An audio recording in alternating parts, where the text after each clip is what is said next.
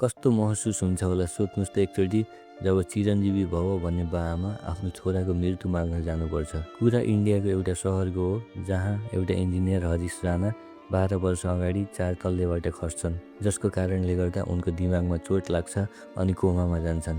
Medical साइन्सको अनुसार यदि दिमागको चोटमा 1 वर्षभित्र सुधार आएन भने त्यो सन्चो हुन गाह्रो छ। तर बाबुआमाको मन न हो आफ्नो सारा धन सम्पत्ति घर खेत बेचेर आफ्नो छोरा बचाउनतर्फ लाग्छन्। महिनाको 50-60 हजार खर्च गर्दा पनि केही नै सुधार आएन, छोरालाई झन् गाह्रो हुन लाग्यो।